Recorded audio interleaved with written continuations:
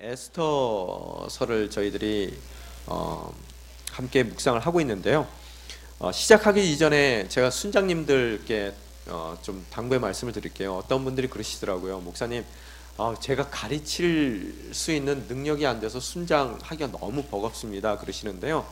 순의 의미는 성경 공부를 가르치시는 그런 의미가 아니라 함께 은혜 받은 것을 나누시는 그런 모임이에요. 그래서 여러분이 느낀 점을 나누실 수 있도록 패실리테이트를 하시면 되는 겁니다. 순장님들께서요. 그래서 순원들도 순장님들이 뭔가 여러분에게 가르침을 준다는 그런 기대를 조금 덜 가지셨으면 좋겠어요. 그래서 자유롭게 나눌 수 있을 때, 특히 삶이 녹아진 그런 이야기들을 나눌 수 있을 때 더 단단하고 더 이렇게 아름다운 그런 순모임이 될 수 있을 거라고 생각이 됩니다. 그래서 너무 이렇게 우리 순장님들 얼굴만 이렇게 쳐다보시지 마시고요, 함께 나눌 수 있는 그런 순모임 되기를 원합니다. 그리고 이번 학기서부터는 순모임 그 도우미가 굉장히 개편됐더라고요. 그래서 저도 보면서 깜짝 놀랐습니다. 그거 읽어보면은 뭐 오히려 설교 한 편 듣는 것보다 훨씬 더 그 안에 많은 내용들이 담겨 있더라고요. 그래서 꼼꼼하게 여러분이 읽어보시면은 다 이해할 수 있게끔 도우미도 굉장히 많이 좋아졌어요. 에스더에 대해서 이야기를 나누는데요. 이 에스더 같은 경우에는, 이 왜 울리죠, 목사님? 에스더 같은 경우에는 이 정경화 작업이라는 게 있어요.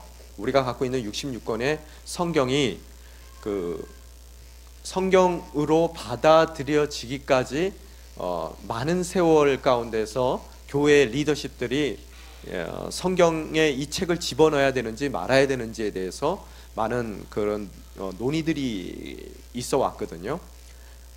에스더서 같은 경우에는 그런 정경화 작업이라고 얘기를 하는데, 그 과정 가운데에서 굉장히 힘들었던 책이에요. 그 이유 중에 하나가 뭐냐 하면, 저자가 누군지를 첫째 모르고요, 둘째 한 번도 하나님이라는 이름이 언급되지를 않아요, 에스더서에는. 또 세 번째, 그 배경 자체가 유대인에 대한 이야기이지만 유대에 살고 있는 유대인들에 대한 이야기가 아니라 페르시아, 당시에 페르시아 제국에 살고 있었던, 그런 우리와 같이 이렇게 한국 땅을 떠나서 캐나다에 살고 있듯이 페르시아에 살고 있었던 그런 유대인들을 대상으로 그들의 이야기를 쓰여진 책이라는 거예요. 그런 의미에서 이게 도대체 한국말, 그 하나님이라는 그 단어 자체가 언급이 안 된 이 에스더라는 책 자체를 우리가 성경으로 인정을 해야 되느냐 말아야 되느냐에 대한 그런 논의들이 있었더라는 거예요. 거기에 대해서 제가 말씀을 드리면은요, 에스더서 같은 경우에는 하나님이라는 말 자체는 언급이 안 돼 있지만, 아마 제가 보기에는 그 저자가 누구인지는 모르지만 그 저자의 의도가 있었던 것 같아요. 일부러 의식적으로 하나님이라는 단어 자체를 쓰지 않으려고 노력했던 것 같아요. 그렇지만 하나님이라는 단어가 성경에 단 한 번도 에스더서에는 나타나지 않음에도 불구하고 그 내용들을 돌이켜 봤을 때 하나님의 섭리에 대한 얘기고, 또 하나님의 구원의, 특히 손길에 대한 이야기가 명백히 써 있는 책이 바로 에스더서라는 거예요. 제가 새벽 예배할 때 코키텔람에서는 말씀을 그렇게 전해드렸는데요. 이제 10월 달 되면은 서울에 그 큰 온누리 교회에 축제가 있잖아요. 그 OMC라고요. 그래서 외국에 있는 그런 유명한 목사님들을 청빙해서 말씀을 듣는 그 부흥 축제가 있거든요. 그때 이제 제가 항상 두란노에서 저작권 관리를 했기 때문에 제가 그 초청하는 그런 목사님에 대해서 어느 정도의 좀 책임을 지고 일을 했어요. 근데 목사님들이 이제 외국에서 오셨을 때 한국 분들 중에서 특히 좀 연세 드신 분들 중에서 저한테 와서 막 컴플레인을 하시는 분들이 계세요. 그 강사에 대해서요. 그 컴플레인 내용 중에 하나가 뭐냐면은 이상한 목사님이시래요. 그래서 왜 그러시냐고 그러면은, 기도를 하실 때 예수님의 이름으로 기도합니다를 안 하신대요. 여러분, 서양 목사님들 중에서는 기도하실 때 그냥 아멘하고 끝내버리는 분들이 많으세요. 그리고 저희 한국 교회에서는 이제 축도를 할 때 목사님들이 이렇게 손을 올리고 축도를 하시잖아요. 서양교회 목사님들은 그 축도 자체가 없는 분들도 굉장히 많으세요. 그래서 이제 보통 뭐라고 얘기하냐면요, go with peace 그렇게 얘기를 해요. 평화와 함께 돌아가라. 끝. 없어요, 축도가. 근데 한국처럼 이런 거를 요구하시고 그 다음에 예수님의 이름으로 기도 안 했다는 것 자체가 성경에서 분명히 예수님의 이름으로 구하라 그랬는데 왜 그 목사님은 그런 기도를 안 하냐고, 성경대로 안 하시냐고 이제 그렇게 따지시는 분들이 계세요. 그럼 제가 그렇게 얘기를 합니다. 여러분, 예수님의 이름으로 기도한 거예요, 그분이요. 오히려 예수님의 이름으로 기도한 우리들의 기도 가운데는 예수님의 이름으로 하지 못할 만한 기도들이 많습니다. 예수님의 이름으로 기도한다는 얘기는 뭐냐면 예수님이라면 그런 기도를 했을 거라는 거예요. 예수님의 대표성을 갖고 하는 기도라는 뜻이거든요. 그런데 우리들의 기도 가운데서 예수님이라면 그런 기도 절대로 안 할 기도들 많이 하거든요. 그러면서 끝에는 어떻게 끝내요? 예수님의 이름으로 기도합니다 라고 끝내면은 이건 예수님의 이름으로 내가 기도했기 때문에 틀림없이 하나님께서 그 기도를 응답하실 거라고 생각하는데 그렇지 않더라는 거예요. 정말로 말로 예수님의 이름이라는 그런 말로 기도를 하는 것으로서 끝을 맺는 것으로서 정말로 성경에서 얘기하는 그런 기도가 되는 것이 아니라 그 말로 끝나지 않는다, 아멘으로 단순하게 끝난다 하더라도 그 기도의 내용 자체가 만약에 예수님이라면 하실 법한 그런 기도를 드렸을 때 하나님께서는 그것을 예수님의 이름으로 드린 기도로 받아들이신다는 거예요. 자, 이해가 됐습니까? 그런 의미에서 제가 그렇게 설명을 드리는데 우리 에스더서도 똑같은 동일한 거라는 거예요. 하나님의 이름이 언급돼서 이거 성경에 들어오는 책이 아니지 않습니까? 라고 말씀을 하실 수는 있지만 하나님의 이름이 언급이 안 됐을 뿐이지 하나님의 섭리에 대해서 또 하나님께서 어떻게 이스라엘 백성들 가운데서 그 구원의 손길을 펼쳐주셨는지에 대한 명백한 그런 증거들이 나오더라는 거예요. 여러분, 이 사람들이 그 유대인들이 지키는 불임절이라는 그 절기가 있다는 거예요. 그 절기의 그 시작된 그 내용이 바로 에스더서에 나오는 하나님의 구원의 손길이라는 거예요. 그들을 죽이려던 그런 하만으로부터 이스라엘 백성들을 구원하신 그 주님의 손길을 기념하기 위해서 불임절이라는 것을 그들이 늘 지키는데 그 불임절에 대한 이야기가 오늘 에스더서에 써 있더라는 거예요. 그러면 에스더서에 우리가 이야기로 봤을 때 저희들이 이제 그 이야기라면은 배경이 뭔지를 알아야 될 거고 또한 거기에 등장 인물들이 여러분이 누군지를 아셔야 된단 말이에요. 첫째, 배경으로 얘기한다면은 제가 말씀드린 대로 지형적으로 얘기했을 때는 여기가 유대 지방이 이스라엘 지방이 지금 지형적인 배경이 아니라 페르시아라고 말씀을 드렸단 말이에요. 여러분, 그 성경을 보게 되면 구약 시대에 이 이스라엘 역사와 굉장히 밀접하게 관계된 그런 강대국의 이름들이 나와요. 첫 번째 나오는 가장 큰 이름이 아수리아라는 그런 나라고요. 그래서 아수리아 같은 경우에는 어느 나라를 망하게 했어요? 이스라엘의 북왕국을 망하게 한 장본인이란 말이에요. 그죠? 그 다음에 후에 남왕국이 망하게 되거든요. 누가 망하게 했습니까? 바벨론이 망하게 하고. 그래서 아수리아에서 바벨로니아. 그 다음에 또 바벨로니아를 침공해서 바벨로니아를 망하게 한 나라가 있어요. 그 나라가 뭐예요? 바로 페르시아예요. 바사라고 성경에 써 있죠. 그죠? 그러면은 그 페르시아가 누구한테 망해요? 또요? 그리스에게 망하고 알렉산더 대왕이 나오죠. 그 다음에 그리스는 또 어디에 망해요? 로마에 망하더라는 거예요. 그래서 여러분이 누군가가 그런 얘기를 하더라고요. 팍스로마라는 말 있죠. 여러분, 팍스로마 들어보셨어요? 팍스라는 얘기가 뭐 피스, 그 다음에 번영, 뭐 그런 뜻으로도 사용될 수가 있는데 로마의 번영이라고 얘기했을 때 모든 길은 다 어디로 간다고요? 그죠? 그렇다고 번영된 로마 제국 가운데 예수님이 오신 이유가 있다는 거예요. 왜냐하면 고대 시대에는 굉장히 언어도 다르고 문화도 다르고 또 교통이 지금같이 발달되지 않았기 때문에 사실 예수님이 오셨다 하더라도 그 복음이 땅끝까지 전파되는 데는 굉장히 어려운 점이 많은 시대라는 거예요. 그런데 하나님께서 예수님을 로마 시대에 보낸 이유가 뭐냐면 행정적으로 또 도로 정비 쪽으로 도로 면에서도 모든 세상이 거의 로마의 지배하에 있었기 때문에 모든 길이 다 도시마다 연결이 돼 있었고요. 그래서 그 길을 통해서 누가 다녔어요? 전도하러 사도 바울이 다닐 수 있는 그런 계기가 됐고요. 또 행정적으로도 다닐 수 있는 모든 여건들이 돼 있다는 거예요. 그죠? 그리고 또 이런 그 물리적인 인프라스트럭처 외에도 문화적으로는 그리스 문화권 가운데 있었다는 거예요. 또 공통으로 사용됐던 언어 자체가 그 당시에 무슨 언어예요? 그리스어죠. 그래서 그리스어가 공통적으로 사용되고 그리스 문화권 가운데서 사람들이 공유될 수 있는 그런 커먼 그라운드가 있어서 로마 시대 때 깔아놓은 도로와 또 행정 조직을 통해서 복음이 증거될 수 있는 그런 계기를 마련하셨다라는 그런 이야기를 갖다가 많은 학자들이 하더라는 거예요. 하여간 접어두고요. 지금 현재 이 에스더의 배경은 페르시아 왕국이라는 거예요.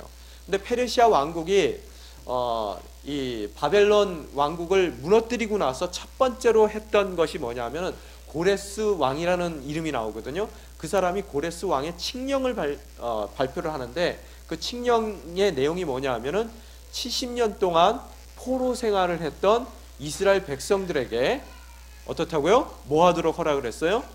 예, 자기네 나라로 돌아가도 된다는 이야기를 해줬단 말이에요. 그죠?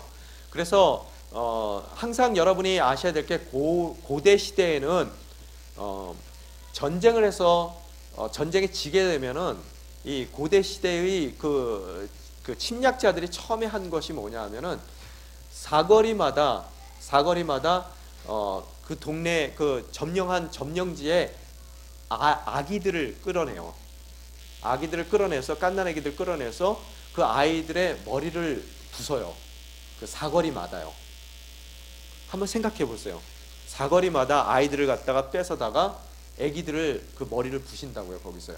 그러면서 보여주는 메시지가 뭐냐면은 너희들도 이 젖먹이 어린 아이와 같은 입장이고 우리한테 한 거를 했을 때 너희들의 운명은 이렇게 될 것이라는 거예요.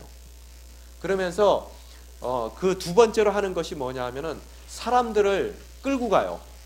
그래서 한 동네에서 다른 동네로 이주를 시키든지 아니면 바벨론 같은 경우에는 바벨로니아로 끌고 가버리더라는 거예요. 사람을요.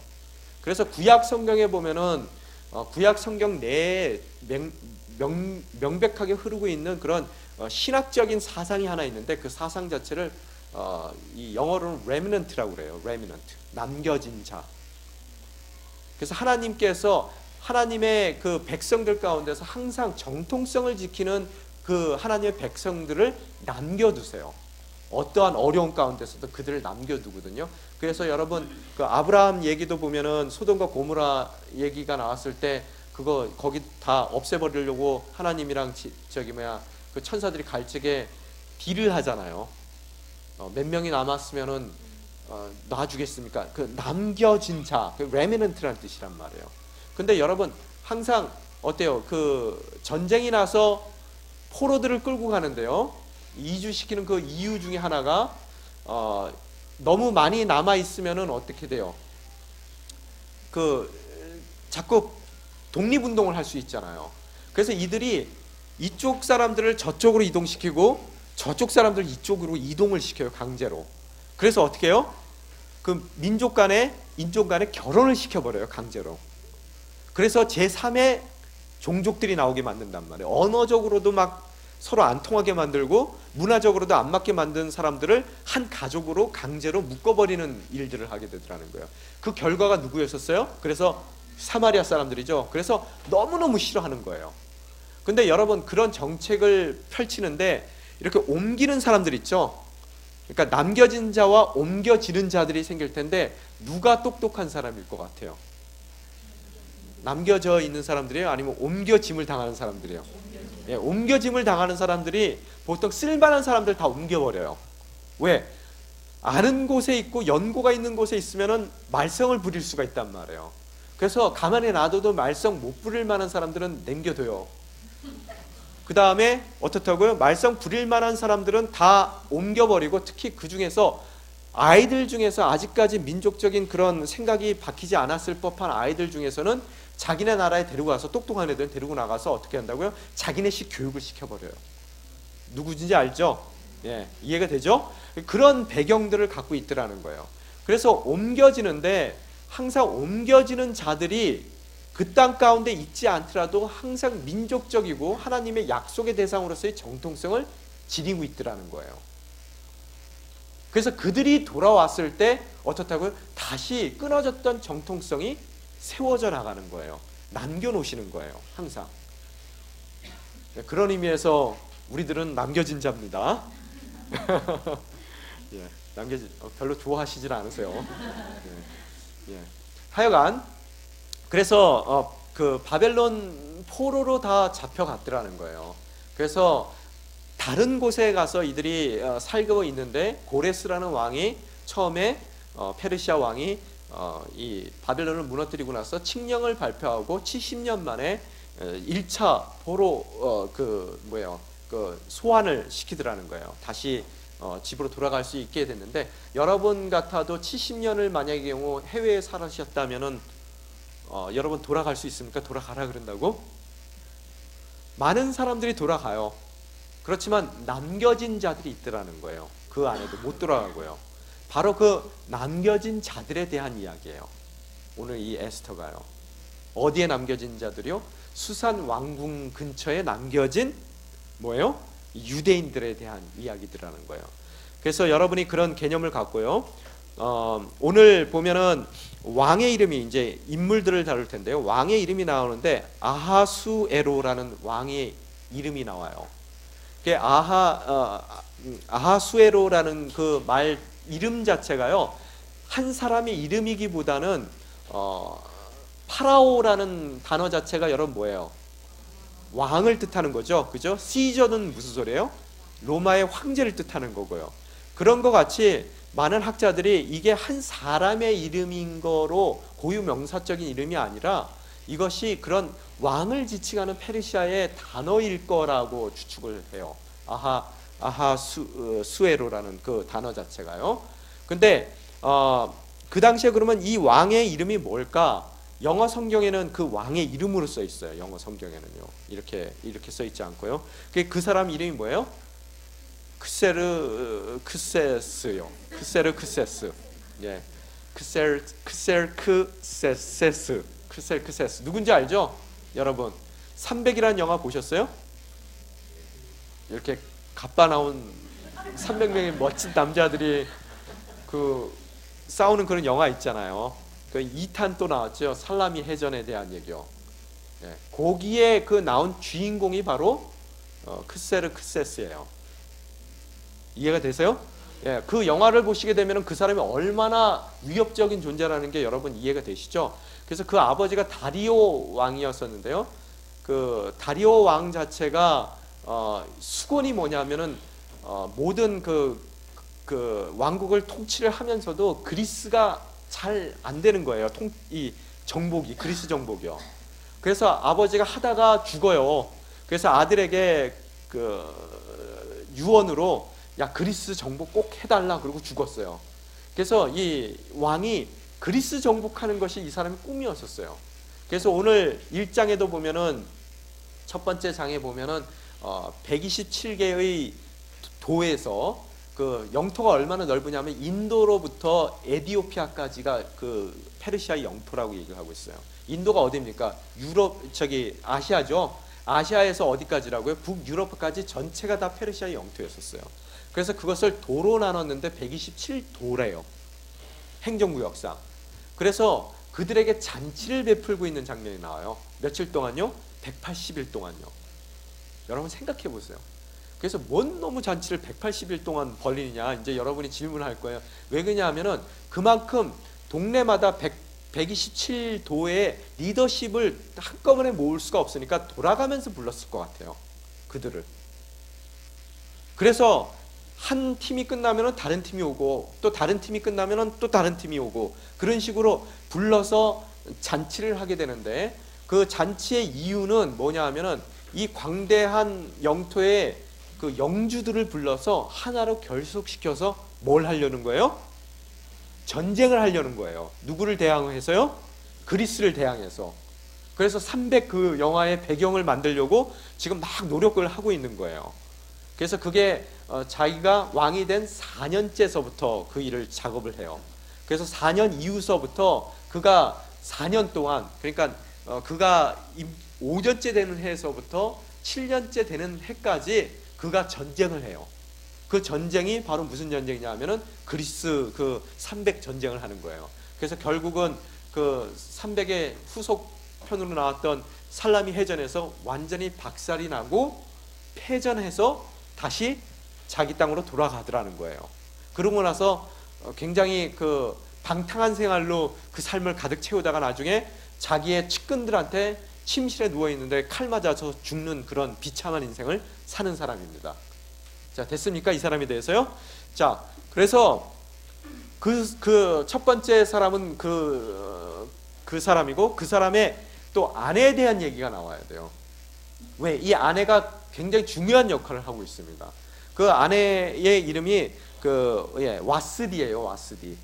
와스디라는 그 아내인데 180일 동안 잔치를 벌리고 나서 이 수산 왕국이라는 곳이 페르시아 왕들이 사용했던 겨울 나는 그 왕궁이에요.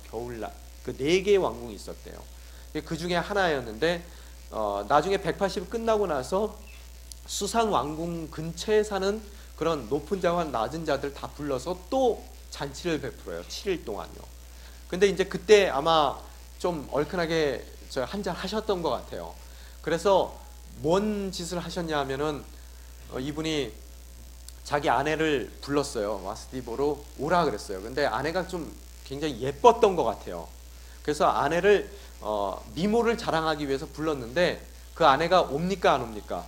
안 와요. 그 아내도 자기 나름대로 여자들만 모아놓고 잔치를 하고 있었단 말이에요. 그래서 아내에게 예쁘게 왕관을 쓰고 오십시오라고 내시를 통해서 전달했는데 아내가 거절을 하더라는 거예요. 그게 계기가 돼서 이 사람이 몹시 화가 납니다. 화가 4년 동안 나요. 성경에 보면요. 오늘 아침에 본문에 보면은 계산을 제가 오늘 해보니까 4년 동안 화가 났더라고요. 남자도 화나면 이렇게 오래 갑니다.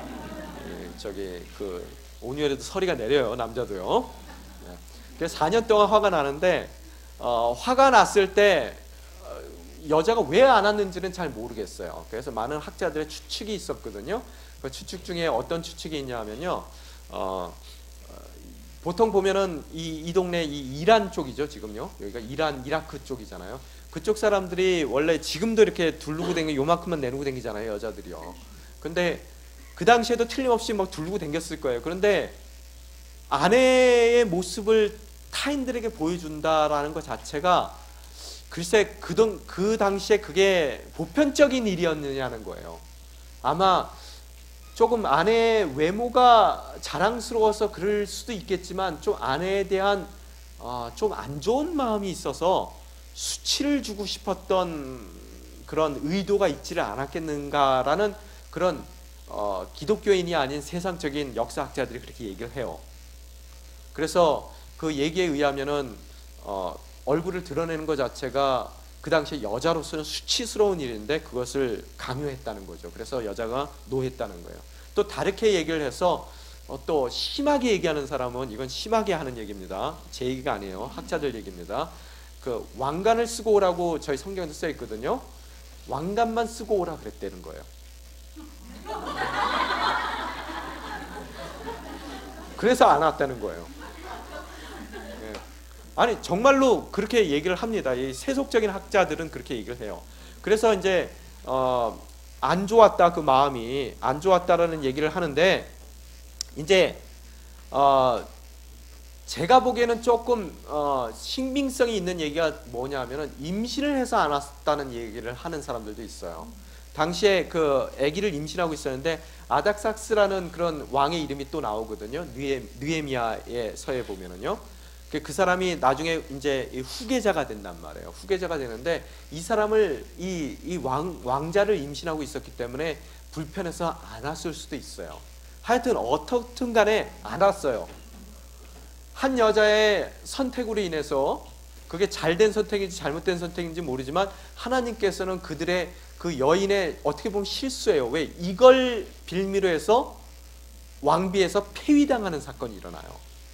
참 지독하게 나쁜 놈이에요. 보면은 그죠? 그 뭐 안 나타났다고 폐위까지 시키는지 모르겠어요. 근데 폐위를 당하는 일이 있는데 그 폐위가 굉장히 중요한 우리 이야기 가운데서는 중요한 그 이야기의 모티브라는 거예요. 폐위를 당하게 되는데 그 폐위 당할 때도 이제 화가 나가지고 씩씩대면서 자기를 보필했었던 7명의 귀족을 불러요. 왕이요. 그러면서 이거 어떻게 해야 되냐라고 물어봤을 때 이 7명의 그 어드바이저들이 왕 입에서 나오고 싶은 이야기를 대신해서 얘기를 해줘요. 근데 여러분 이렇게 보면은 우리나라도 우리나라 역사를 봤을 때 역사 가운데 보면은 복잡한 얘기들이 많잖아요. 왕궁에는요. 뭐 죽어나가는 사람들이 많잖아요. 그죠? 아마 여기에도 뭐 온갖 암투가 다 있었던 것 같아요. 뭐 워낙 광활한 그런 제국이니까 그 안에서의 권력 싸움들이 얼마나 많았겠어요. 제가 보기에는 왕하고 왕비 사이에 정치적인 알력이 좀 있었을 것 같고, 또한 신하들 또한 그 왕비 쪽 사람들하고 조금 어려웠던 관계가 있었던 것 같아요. 그래서 이 신하들이 쪼르륵 달려가서 그것 때문에 뭘 화를 내세요, 우리 화를 풉시다 뭐 이렇게 하지는 않고요. 뭐라고 얘기냐면은 이 소문이 왕비가 왕에게 거역했다는 이 소문이 제국에 다 퍼지게 되면은 그 다음서부터 어떤 여자도 이 왕국에 제국의 어떤 여자도 남편 말 들을 사람 하나도 없습니다. 이게 좋은 본이 안 됩니다. 그래서 그 왕비를 폐위시켜 버리십시오 이렇게 얘기를 하는 거예요. 그래서 완전히 뭐 속된 말로 찍어내려는 거예요. 조그만 꼬투리를 갖고요. 왕이 또 그렇게 엉뚱한 얘기를 하는데도 불구하고 어떻게 된다고요? 그래, 그거 참 좋은 아이디어다 이렇게 돼버리는 거예요. 그래서 왕비를 폐위시키는 사건이 일어나요. 그러고 나서 4년이 지나요. 그래서 오늘 아침에 본문에 뭐냐 하면은 4년이 지나서 그가 다시 돌아오거든요. 어디서 돌아와요? 아까 어디를 갔다 그랬어요? 어디 갔다 그랬어요? 제가요. 4년 동안 뭐 했다 그랬어요? 전쟁했다 그랬잖아요. 그죠? 그래서 그리스 전쟁을 가서 4년 동안 하다가 다시 페르시아로 돌아왔는데 어떻게 승전을 갖고 돌아왔어요? 패전을 갖고 돌아왔어요. 아주 온팡 터지고 온 거예요. 그 갑바 나온 사람들한테요. 그러고 나서 이제 그림이 그려지세요. 안 보셨어요? 300이요? 하여간 그러고 나서 돌아왔는데 실패한 그가 자기 인생을 돌이켜봤던 것 같아요.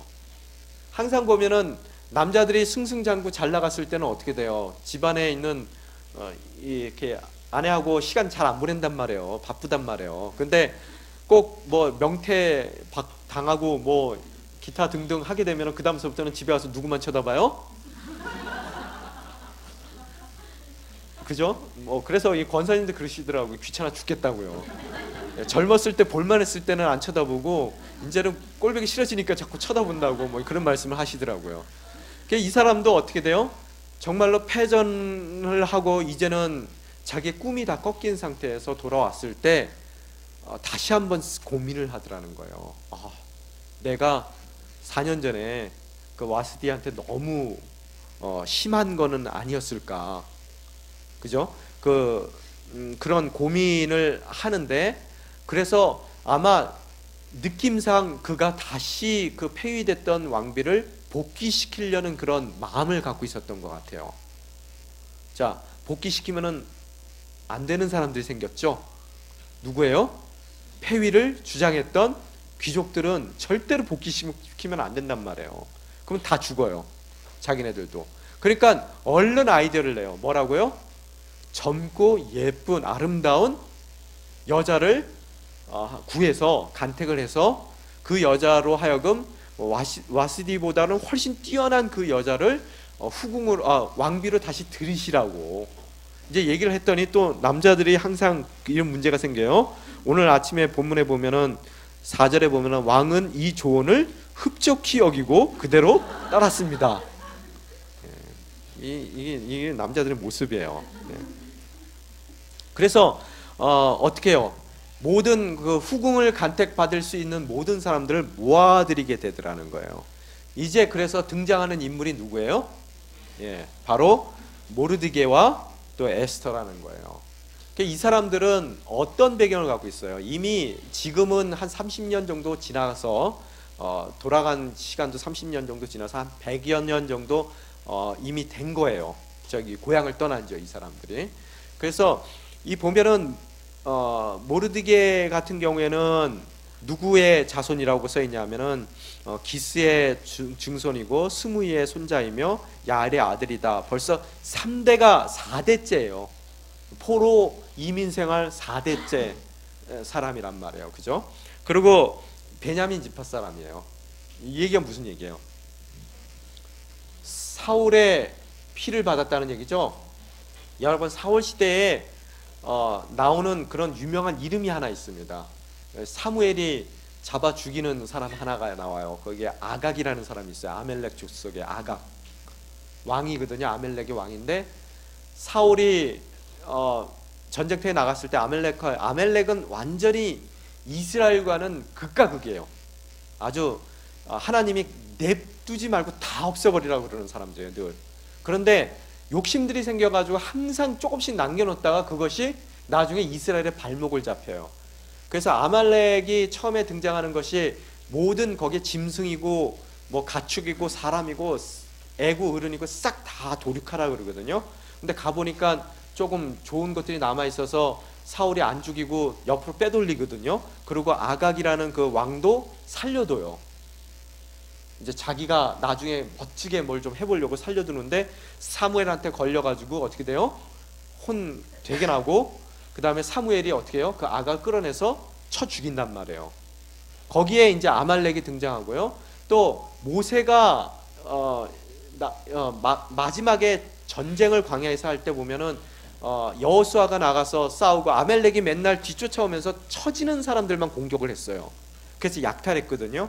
그래서 나중에 아말렉하고 싸울 때 보면은 산꼭대기에 올라가서 모세의 손이 올라갈 때마다 승리하고 또 내려가 팔 아파가지고 돌멩이 개누고 뭐 여러분 그 얘기 있잖아요. 그 사람들이 아말렉 사람들이에요.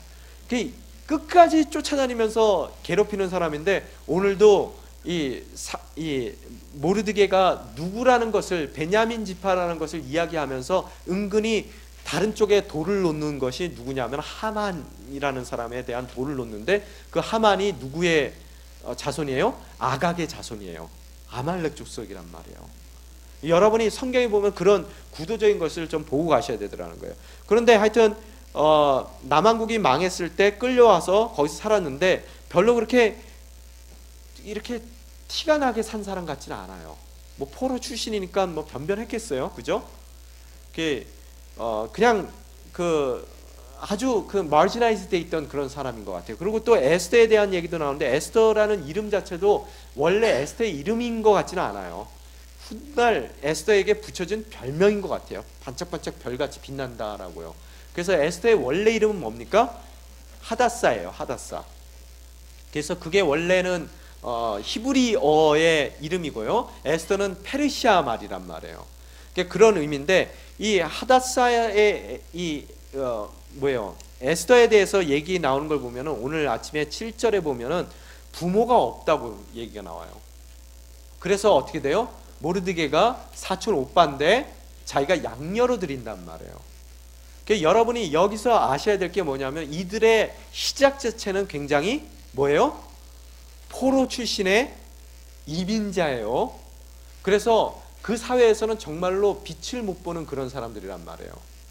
사회적으로 출세했느냐? 출세하지도 않았어요. 더군다나 에스더 같은 경우에는 어려서 제가 보기에는 결혼할 나이가 됐으면 그 당시 기준으로 한다면 기껏 해봤자 15, 6 됐을 거예요. 아마 10대 초반일 거로 생각이 되는데 그 어린 나이에 어떻다고요? 양가 부모를까지도 잃은 사람이란 말이에요. 그렇지만 어떻게 돼요? 하나님 손에 들려졌을 때 이 두 사람을 통해서 멋진 하나님의 계획이 일어나더라는 거예요. 여러분이 그걸 잊어서는 안 된다는 거예요. 여기서 이민자로 살고 여기서 정말로 저희들 뭐 사실 여러분 서양 사람들이 저희들 그려놓은 그 만화들 보셨어요? 동양 사람들 뭐 포카혼타스라든지 뭐 이런 거 그려놓은 거 보면은 여러분 어떻게 그려놨어요? 우리는 거의 얼굴이 없어요. 점이 2개 딱 찍혀 있어요. 그죠? 그리고 밋밋한 그런 얼굴에 정말 별 볼 일 없는 그런 대상들이란 말이에요. 그죠? 그리고 아무리 캐나다 땅이 그래도 귀의 땅이라 하더라도 어느 순간에 가서는 인종차별이라든지 글라스 실링이라는 말 있잖아요. 올라가다 보면 탁 걸려요. 그 이상은 못 올라간단 말이에요. 그렇다고 우리가 어떻게 보면은 주변인으로밖에 살아갈 수 없는 입장 가운데 있는 우리들이지만 우리들 또한 어떻다고요? 에스더와 같이 하나님 손에 들려졌을 때 정말로 황후까지도 돼서 그 황후 가운데에서도 그걸로 끝나는 것이 아니라 민족을 구하는 그런 일에 하나님의 약속의 대상들을 그 어려움 가운데서 가장 극한 어려움 가운데서 구해내는 그런 역사 가운데 그 하나님 손에 들려진 그런 도구로 사용될 수 있다는 것을 여러분이 믿음 가운데 선포하고 나가셔야 된다는 거예요. 여러분의 자녀가 에스더가 될 수 있다는 것을 여러분의 믿음 가운데 선포하셔야 된다는 거예요. 그죠? 우리는 이런 믿음이 있어야지만 쓰임받을 수 있다는 거예요. 또한 이들의 삶이 얼마나 힘들었겠어요. 그 당시에 비참했을 거라는 거예요. 오늘 2장 3장서부터는 이제 에스더의 이야기들이 본격적으로 시작되는데 하나님은 늘 영웅을 준비하는 분이세요. 그런데 문제는 뭐냐면은 영웅을 준비하실 때 그 영웅이 준비되는 과정들을 보게 되면은 도저히 영웅으로 준비될 것 같지 않는 과정들을 하나님께서는 치러 나가시더라는 거예요. 제가 인생 가운데서 가장 큰 딜레마가 뭐라고 말씀드렸어요? 때가 다른 거고 방법이 다른 거라고 말씀드렸죠. 뭐가 다르다고요? 하나님의 때와 나의 때가 다른 것이고 하나님의 방법과 나의 방법이 다른 것이 인생의 딜레마예요. 늘 그게 어려워요, 우리한테. 왜? 내 때에 맞춰줬으면 좋겠는데 그분은 아무리 내가 복가돼도 자신의 때가 차기 전까지는 움직이시지 않는 분이세요. 또한 나의 방법은 쉬운 방법이고 나의 방법은 편안한 방법이고 나의 방법은 처음부터 빛이 나는 방법인데 그분의 방법은 어떻다고요? 처음부터 빛이 안 나고 어두워지고요. 또 처음부터 굉장히 고달프고 괴롭고요. 어떻게 보면은 그 이루어 가시는 방법이 그 약속한 것과는 정반대의 길을 가는 그런 인생으로 그분이 이끌어 가시는 많은 모습들을 바라볼 수가 있게 되더라는 거예요. 늘 시대마다 그분의 일을 이루기 위해서 영웅을 준비하시는데요. 요셉을 보더라도 어때요? 12명의 그 자녀들 가운데서 약속의 자녀들 가운데서 그들이 가뭄 가운데서 굶어 죽지 않도록 하기 위해서 그들을 구해내는 역할을 하기 위해서 요셉이라는 한 사람을 예비하시고 그 요셉을 통해서 그 12형제들 뿐만 아니라 약속의 대상인 그들을 지켜냈을 뿐만 아니라 그 모든 주변 사람들 다 지켜내기 위하여 요셉을 세워나가는 하나님의 과정은 처음에 보여줬던 그 꿈과는 너무나 거리가 먼 방법을 사용하시더라는 거예요. 총리 대신이 되는 것이 모든 사람들이 절을 하는 것이 그의 꿈이었는데 그 꿈을 꾼 다음 날이 무슨 일을 당하느냐는 거예요. 그 다음 날이 너무나 그 꿈과는 거리가 멀어진 일들이 일어나더라는 거예요. 어떤 일이 일어나요? 구덩이에 갇혀요. 또 어떤 일이 일어나요? 노예로 팔려가요. 또 어떤 일이 일어나요? 노예로 팔려갔을 뿐만 아니라 누명을 쓰고 감옥에 갇힌단 말이에요. 어떻게 보면은 점점 그의 삶이 처음에 보여줬던 꿈과는 점점 멀어지는 것 같은, 꿈에서 멀어지는 것 같은 삶을 살지만 어떻다고요? 그 감옥을 가야지만 누구를 만나요? 술 따르는 관원을 만나기에 바로 앞에 쓸 수 있는 기회를 얻게 되는 거예요. 그게 하나님의 방법이라는 거예요. 또한 모세라는 한 사람을 통해서 이제는 노예 생활 가운데 있었던 서덕이던 이들을 약속의 땅으로 옮겨주는 역할을 하기 위해서 모세라는 한 영웅을 선택하시는데 그 선택 방법도 어때요? 처음에 죽을 고비를 넘겨가지고 왕궁으로 보내요. 뭔가 좀 되는 것 같단 말이에요. 그죠? 왕궁에서의 40년 동안에 세상에서 받을 수 있는 리더십의 교육을 다 받아요. 어딜 가더라도 그런 교육을 받을 수가 없단 말이에요. 그럼 하나님의 섭리잖아요. 우리가 생각하기에 하나님이 길을 여시네. 그러면 길을 여셨으면은 40년이 끝난 그 시점에 쓰셔야 되잖아요. 아마 그 마음을 갖고 그 이스라엘 백성들을 보러 나갔던 것 같아요. 이제는 내가 하나님한테 쓰임 받을 수 있지 않을까. 갔더니 어때요? 사람들이 인정하지 않더라는 거예요. 그런데 자기 동포들을 때리는 모습을 보고 나서 화가 치밀어서 어떻게 해요? 사람을 살인하는 사건이 일어나고 그가 생각했던 거와는 너무나 동떨어진 미디안 광야에서의 40년이 시작되더라는 거예요. 도망자로서의. 그런데 여러분이 꼭 아셔야 될 게 인간적인 리더십으로는 미디안 광야에서의 40년이 왕궁에서의 40년이 충분할지 몰라도 하나님 손에 들려진 하나님의 지팡이로서는 어떻다고요? 미디안의 40년이 꼭 필요하더라는 거예요. 철저한 자기 부인이 있어야 되겠더라는 거예요. 그래야 어떻다고요? 그들을 이끌고 40년 동안 가나안 땅을 향해 진군해 나갈 수 있는 하나님의 도구로서 영웅으로서 사용될 수가 있게 되더라는 거예요. 이해가 되십니까? 하나님의 방법이라는 것은 이렇듯 오랜 기다림이 있는 것이고 또 그 방법이 우리가 원치 않는 어렵고 힘든 방법이라는 것을 여러분이 알고 계셔야 된다는 거예요. 에스더의 삶도 어때요? 왜 여기까지 끌려와서 또 거기서도 좀 제대로 살았으면 좋겠는데 부모도 일찍 다 여의고 자기 몸 하나 의탁할 곳이 없는 그런 고아의 입장 가운데서 모르드게에게 자신을 의탁할 수밖에 없는 상황 가운데까지 하나님이 놓이게 하더라는 거예요. 그 모든 상황 가운데서 철저하게 한 영웅을 준비하고 계셨다는 거예요. 오늘 여러분 삶 가운데서 이곳에서의 삶 가운데 여러분이 아직까지 때를 기다리고 그 때가 너무 길어져서 힘들고 어렵고 또 내가 지금 헤매고 있는 광야 생활 가운데에서 미디안 광야 생활 가운데서 여러분이 어렵다 하더라도 또 내가 갇혀있는 감옥 가운데서 내가 어렵다 하더라도 여러분이 결코 하나님께서 불러주신 그 꿈을 포기해서는 안 된다는 메시지를 오늘 이 이야기들을 통해서 여러분이 받으셔야 된다는 거예요. 그 한 사람을 예비하기 위해서요, 사람들의 악독한 마음들을 사용해서 정쟁에 말려들었던 정말로 가부장적인 생각이 있어서 자기 말 안 듣는 게 정말 뿔이 나가지고 그랬던 어떻다고요? 와스디라는 그 왕비가 폐위당하는 사건이 일어나는 것이고 그것을 통해서 어떻다고요? 하나님의 영웅이 그 자리에 우뚝 설 수 있는 기회가 생기게 되더라는 거예요.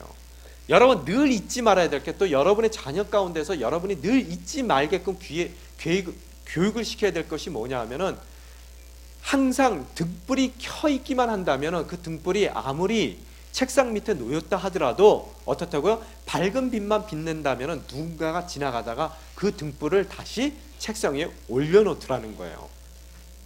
문제는 뭐냐면은 책상 밑에 내려졌을 때 자기가 꺼버려요. 이제는 내가 쓸모없는 사람이라고 생각하고 나에게 기회가 안 주어진다고 생각하고 나는 틀렸다고 생각해서 그걸 꺼버리더라는 거예요. 여러분 등불이 빛날 때는 밑에서 놓였을 때는 그 밑에서 헐헐 등불이 타고 있다면은 지나가는 사람들 눈에 틀림없이 띄게 된다는 거예요. 그럴 때 쓰임 받는다는 거예요.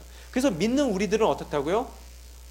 구덩이에 갇혀도 포기하지 않고 노예로 팔려가도 포기하지 않고 감옥에 갇혀도 포기하지 않는다는 거예요. 에스더도 그런 마음이 있었을 거예요. 틀림없이.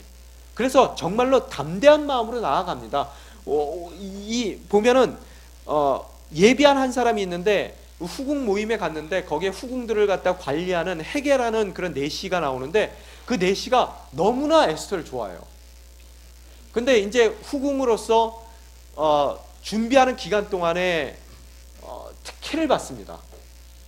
특혜를 받고 이제 왕 앞으로 나아가야 되는데 나아갔다가 오늘 읽은 내용 가운데 무슨 얘기냐면 참 예전에 보면 여성들이 참 안 됐어요.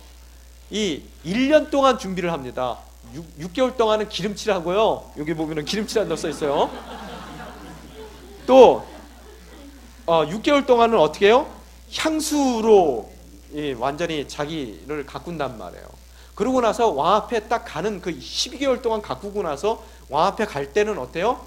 자기가 달라고 그러는 모든 것을 다 갖고 들어갈 수 있어요. 왕한테 잘 보이기 위해서 만약에 금을 갖다가 내놔라 그러면 금 다 줘야 되고 다 줘야 돼요. 그럼 그걸 갖고 왕궁에 들어가서 우리말로 성은이라는 말 있잖아요. 성은을 입었는데 그 다음에 마음에 안 들어요. 이게 머리에 남지를 않는단 말이에요. 그래서 다시 그 다음날 나와서 후궁으로 다시 들어갔을 때 이제 거의 사람이 바뀌어요. 이제 오늘 보면 14절에 보면은 사스가스라는 사람 내시가 또 나오거든요. 그 사람은 이제 이미 성원을 입고 온 사람들을 관리하는 내시예요. 그래서 후궁으로 들어가면은 그 다음서부터 왕이 그 여인의 이름을 잊어버렸다 그러면은 이 여인은 평생 죽는 동안에 어때요? 왕 앞에는 단 한 번도 못 가본단 말이에요. 참 좋은 시대를 살고 계십니다, 여러분은. 이런 걸 보면은. 그래서 그런 입장인데 에스더는 보면은 여러분 에스더가 얼마나 담대하다는 제가 이 여인의 확신이 어디에 있냐면요. 오늘 몇 절이죠? 15절 마지막 부분에 보면 뭐라고 써 있어요? 15절에 에스더는 후궁을 관리하는 왕의 내시 헤게가 정해준 것 외에는 다른 것을 요구하지 않았습니다. 여러분 안 발라요. 치장 안 해요. 왜? 해야 될 일, 하나님께서 선택하신 일이라면 온전히 이루어진다는 거예요. 고아 출신, 포로 출신이에요. 그 자리까지 올라간 것 자체가 그 에스더의 마음속에 하나님께서 함께 하신다는 거예요. 거기에 대한 확신이 있는 거예요. 그래서 내시한테 욕을 딱 정해준 거, 내시한테 내시가 허락한 거 외에는 따로 요구하는 바가 없어요. 그러니까 내시가 너무너무 얘는 좀 독특한 애다. 그래서 그 에스더를 정말로 훌륭하게 생각을 하는 거예요. 너무 좋게 생각을 하고 또 에스더는 어떻다고요? 그 뒤에 보면 에스더는 그녀를 보는 모든 사람들에게 사랑을 받았다는 거예요. 우리 자녀들이 이런 모습을 가져야 돼요. 여러분 인간적으로 노력도 해야 되지만 더 중요한 것은 뭐냐면 하나님이 함께 하실 때 이것이 나의 능력과 관계없이 하나님께서 하신다는 믿음이 있어야 된다는 거예요. 우리 자녀들 가운데서 캐나다 수상이 나옵니다. 아멘 안 하신 분들이 계세요. 우리 자녀들 가운데서 캐나다 수상이 나옵니다. 우리 자녀들 가운데에서 장관들이 나올 거고요. 우리 자녀들 가운데에서 정말로 캐나다를 이끄는 리더십들이 나올 거예요. 여러분은 불가능하다고 생각할지 몰라도 하나님께 그 아이들이 하나님의 손에 들려졌을 때 모든 것이 가능하다는 거예요. 그 아이들이 정말로 다른 사람들이 요구하는 것을 그들이 요구 안 하더라도 하나님께 손에 들려졌을 때 그 아이들은 정말로 하나님이 원하시는 대로 사용될 수 있는 하나님의 도구가 될 수 있다는 거예요. 그걸 놓고 여러분이 기도를 하시라는 거예요. 내가 원하는 것이 아니라 내 능력으로 하는 것이 아니라 하나님께 온전히 쓰임받을 때 담대함을 가질 수 있게 도와주십시오. 여기에 오히려 자기가 나서서 더 꾸몄으면 어떻게 돼요? 간택이 안 될 수도 있어요. 왕이 생각했을 거 아니에요. 수수하게 들어와요. 얼마나 쇼크겠어요. 왕 입장에서도. 그래서 오늘 내용을 보면 뭐라고요? 여러분 이 사람은 이 에스더는 마음 가운데 안다라는 것도 없고요. 남을 시기하는 것도 틀림없이 없었을 거예요. 뭐예요? 하나님이 하시면 된다예요. 또 하나님이 만약의 경우 이번 기회에 허락을 안 하신다 그러면 안 되는 거예요. 모든 것은 하나님 손에 달렸습니다. 그렇지만 하나님이 결정하신 것이 내 인생 가운데 어떻다고요? 가장 최고의 거예요. 믿음이 있습니까? 저 같은 경우에도 걱정을 안 해요. 돼도 저한테 좋은 거고요. 안 돼도 가장 선한 거예요. 대학을 선택할 때도 정말 내가 원했던 대학을 가는 것도 좋은 거지만 못 가는 것도 하나님의 뜻이에요. 그러면 뭐예요? 가장 선한 거예요. 아멘 하는 사람이 갑자기 줄었어요. 정말로 믿으세요? 순종하며 쓰임받기 위해서 그분 손에 모든 것을 의탁하는 사람이라면은 오늘 내가 처해 있는 그 상황이 내가 최선을 다 해야 되는 거예요. 조건이요. 제가 늘 얘기합니다. 공부 못하는 것은 죄가 아니에요. 뭐가 죄예요? 최선을 다 안 하는 건 죄입니다. 게으른 거예요, 그건요. 그죠? 내가 최선을 다했는데도 안 되면은 안 되는 게 좋은 겁니다. 아멘을 안 하세요. 내가 노력을 했는데도 안 되는 거는 좋은 거예요. 내가 노력을 했는데도 노예가 돼 있으면 좋은 겁니까? 나쁜 겁니까? 여기에 여러분이 이 시험에 드는 거예요. 여러분이 노력을 했는데도 불구하고 최선을 다했는데도 내가 노예로 끌려가는 거고, 내가 최선을 다했는데도 내가 누명을 쓰고 감옥에 가야 되면은 그 감옥의 자리가 가장 여러분에게 선한 거예요. 때로는 여러분이 최선을 다했는데도 그 사업장이 안 돼요. 여러분이 진정으로 믿음 가운데 이게 나에게 가장 선한 겁니다. 하나님, 당신의 뜻을 이루소서. 그 모든 것을 그분의 손에 맡겨드릴 때 에스더에게 일어났던 그 놀라운 역사가 여러분 인생 가운데서도 일어날 줄 믿습니다. 잠시 하나님께서 어둡게 하시지만 그 어둠을 통해서 더 반짝거리는 별과 같은 그런 하나님의 도구로 사용하기 위한 그분의 섭리가 남겨져 있는 거예요. 미디안 강에서 헤매고 돌아다닐 때 정말 머리 둘 곳도 없는 그런 왕자가 갑자기 거지가 된 거예요. 그래서 의탁할 데가 없어서 그 미디안 광야를 돌아다니는 그 사람의 마음이 땅바닥까지 떨어지는 마음이 있어야 하나님 손에 들려지는 막대기로 사용될 수 있는 거예요. 그것을 만들기 위해서 여러분 인생 가운데 정말로 험난한 시간들을 하나님께서 허락하신다는 거예요. 그 일 가운데서 진짜 반짝반짝거리는 별같이 하나님이 여러분의 인생을 만들어 가신다는 것에 대한 믿음이 있으셔야 된다는 거예요. 그래서 우리 인생 가운데서는 고난은 있습니다. 역경이 있어요. 그렇지만 그 모든 것을 통해서 선을 이루시는 하나님이 있기 때문에 우리는 소망을 갖습니다. 거기에 대한 믿음이 있어야 된다는 거예요. 이거 요구 안 해도 상관없어요. 모든 사람들이 다 사랑받아요. 여러분, 사람들에게 사랑받는 거 노력해서 됩니까? 인복이라는 거 있죠? 노력한다고 인복이 돼요? 누가 그러더라고요. 부모의 기도가 쌓여가지고 인복 받는 거라고 누가 그러더라고요. 정말로 그래요? 여러분, 하나님이 만나게 해주셔야 된다는 거예요. 그래야 나를 사랑하는 사람들 만나요. 제가 지금은 여러분이 이렇게 많이 모여서 예배를 드리지만 저도 처음에 사역을 시작할 때 제가 말씀드렸죠. 성역 공부한다고 문을 딱 열어놨더니 저만 앉아 있어요. 정말 기가 딱 차더라고요. 그래서 그 시간에 앉아서 저 혼자 기도했어요. 그리고 그 다음 주에 가니까 또 혼자예요. 또 앉아서 기도했어요. 그러다가 또 한 명이 왔어요. 그러더니 한 번 하더니 그 다음 주에 안 오더라고요.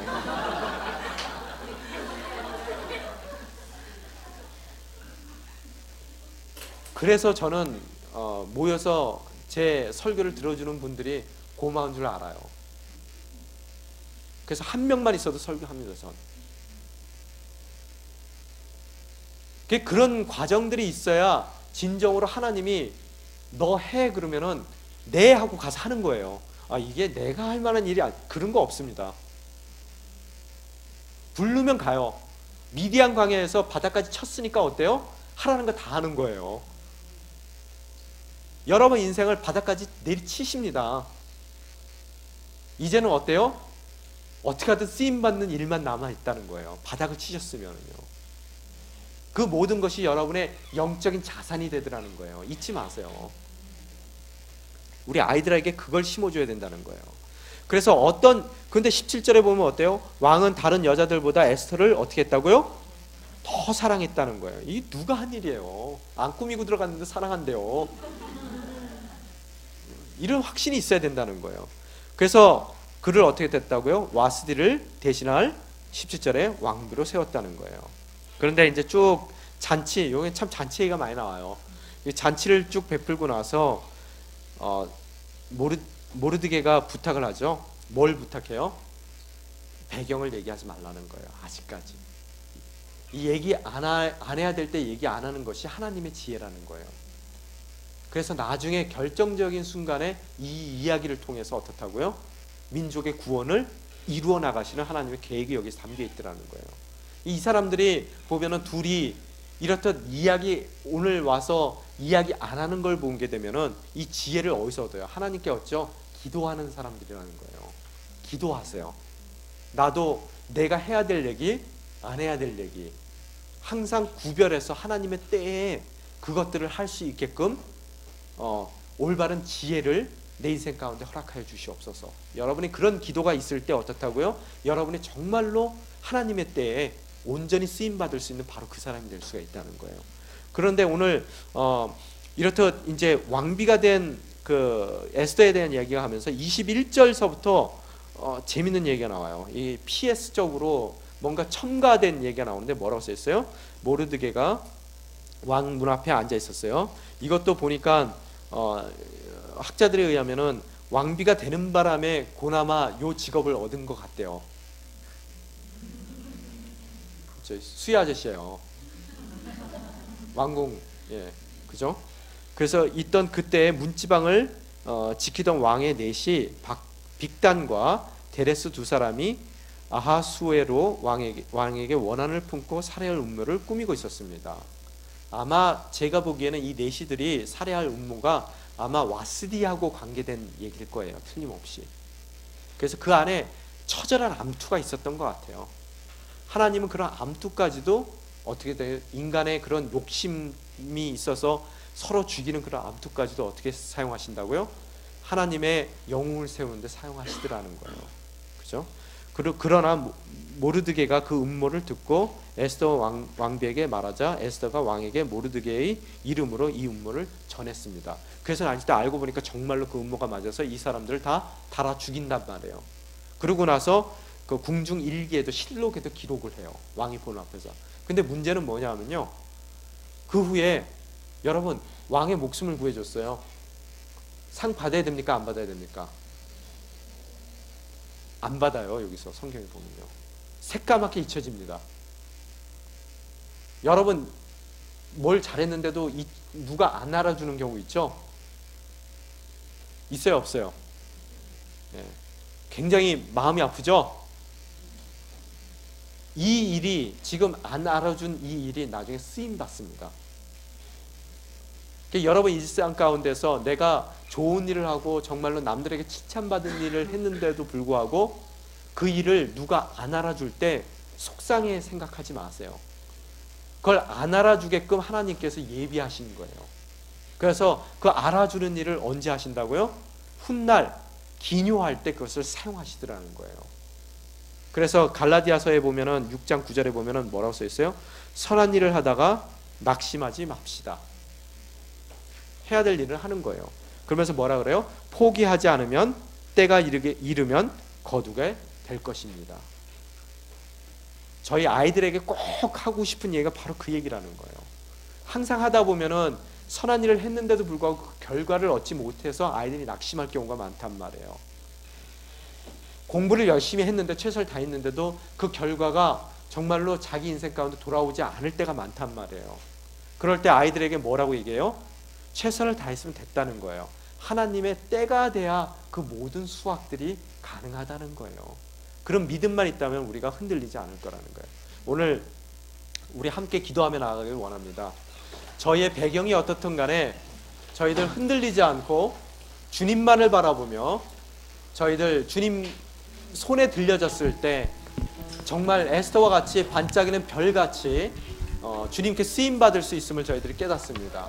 저희 인간적인 능력을 돌이켜봤을 때 도저히 불가능한 일이라 하더라도 하나님 손에 들려졌을 때 저에게는 그런 제한이 없어지고 한계가 없어짐을 저희들이 알고 있습니다. 이 시간 간구할 건데 정말 주님의 주님 되심을 인정함으로써 저희 인생 가운데 그 어떠한 제한이나 한계를 두지 않고 주님께 온전히 쓰임받기만을 원하며 주님이 원하시는 그 자리가 어떠한 자리든 간에 그때가 어떠한 때든 간에 저희가 마음을 잡고 최선을 다해 나아갈 수 있는 복된 인생이 될 수 있게 도와주시옵소서. 또한 저희 자녀들 앞에서 저희들이 정말 그런 믿음의 본이 될 수 있는 저희 인생이 될 수 있게 도와주시사 그들의 인생 가운데 주님께서 계획한 그 주님의 놀라운 일들, 에스더와 모세와 요셉과 같이 사용하고자 하는 당신의 그런 의도가 그들 인생 가운데 풍성히 전달될 수 있도록 저희가 정말 그들 앞에서 믿음의 본이 되는 삶을 살 수 있게 도와주시옵소서. 이 시간 한 목소리 기도하며 나아가시겠습니다.